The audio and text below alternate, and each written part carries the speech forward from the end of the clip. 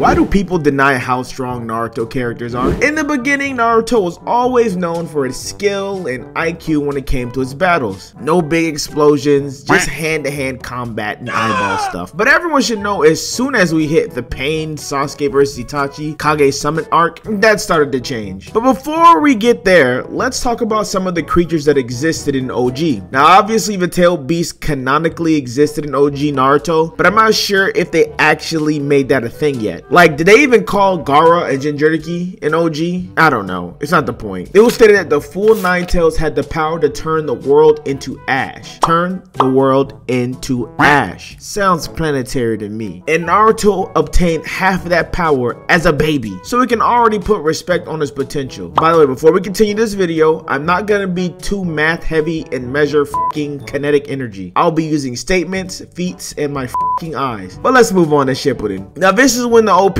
started happening. As soon as I saw something as big as this, and it wasn't a summoning, I knew where we were heading. Susanos are just impressive, but it was Madara's that took the cake. The man was able to split multiple mountaintops with just the swing of his sword. Oh, and you know that Ninetales guy I was talking about earlier? Yeah, the one who could turn the world into ash. Madara had him as his f***ing pet. And speaking of pets, you want to know my pet peeve? It's when you don't like and subscribe to the YouTube channel. You don't like me getting angry, right? Go ahead, click it. I just want to remind you guys that this was before Rinnegan shenanigans. As soon as Madara activated his Rinnegan, the man was able to summon / pull meteors as big as a city. Now ask yourself how much kinetic energy that takes. I don't know personally, but I'm guessing a lot. Madara actually has a planetary feat himself, the summoning of the giant chakra tree. Now this is beyond my pay grade, but I'll try to explain. It's kinetic energy. A lot of people say that the force it took to spawn that tree and how fast it expanded was equal to the force of planets or some shit.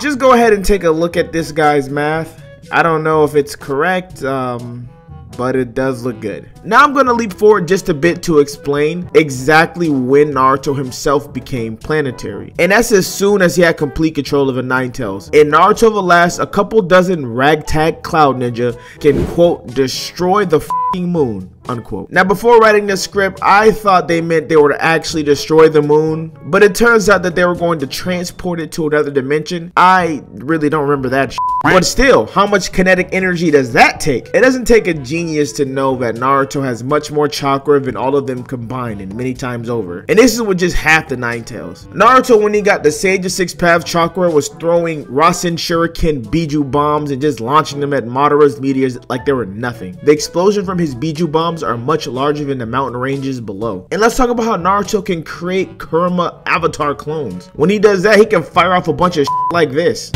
Let's do this! You already know that, don't you, Sasuke?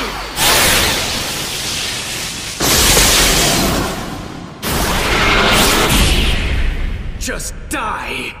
There's a reason they're in the sky for this scene. Naruto and Sasuke clearly don't want to f up the planet. And it's not just them. You guys also downplayed the Otsutsuki. They don't want to destroy planets, at least not by blowing them up. There was only one Otsutsuki that wanted to destroy the earth through physical means, and that was Tornetti, who was labeled as Naruto's strongest foe in the last. This guy was able to cut the moon in half. Oh no, but the moon was hollow. That shit was slicing through it like butter. Not only that, Naruto was able to tank that attack like nothing happened, and then proceeded to one-shot the guy. Tornetti's plan was to launch the moon into the earth. Now ask yourself how much kinetic energy that takes. But seriously, they say at this point that was Naruto's strongest foe. But personally, I don't believe that. Kage had more impressive feats. Things like creating dimensions that had stars in them and being able to create a giant truth-seeking orb that was able to destroy and create said dimension. This is who they say Tornetti is stronger than. So if we take that at face value, then Naruto will be leagues and bounds stronger than Kaguya by this point. Are you still not convinced Naruto has planetary or higher characters? Don't worry, I got you. Enter Momoshiki and Kinshiki. First off, Kinshiki, who is the weaker of the two,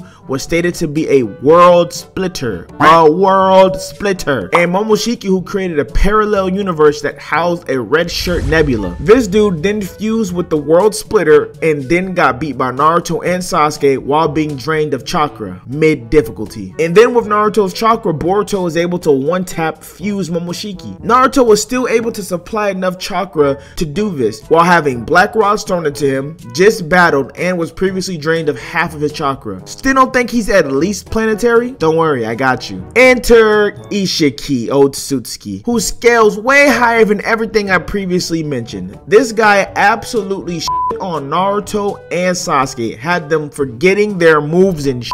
And this is in Jigen mode. Naruto and Sasuke were 100%. They were in another dimension, so they were able to go all out. So there's no excuses. But the only thing is, all of these Otsutsuki have chakra absorption abilities. So that's why we didn't see any world-shattering moves. And when he reincarnates, Naruto and Sasuke didn't even have a chance to touch him. At that point, what do you think he scales to? Just think about it. And let's talk about Baryon mode Naruto, who at his peak was straight boxing his ass. You don't think he would be planetary by this point? At least, like, come on, there's obviously a narrative being pushed here, and it pretty much starts with the fans of the big three. Nobody wants Naruto to be stronger than Luffy or Ichigo. Honestly, I blame Death Battle with that damn Naruto versus Ichigo video. Although I think that Ichigo would currently win, I think Naruto at peak would make it a great fight. I don't know who would win, especially if you take into account that parallel universe creating that Momo did, and I don't know if Luffy has planetary feet, so I'll leave him out of this. And some of you guys don't even factor verse equalization, meaning chakra will be equivalent to spiritual pressure or whatever their power system is. That means, yes, Tsukuyomi would work on characters in the verse that you're defending. Otherwise, there's no point in the battle taking place, since only Naruto, Sasuke, and higher would be able to sense/see characters in Bleach. And don't you need Armament Haki to hit certain characters in One Piece or some shit?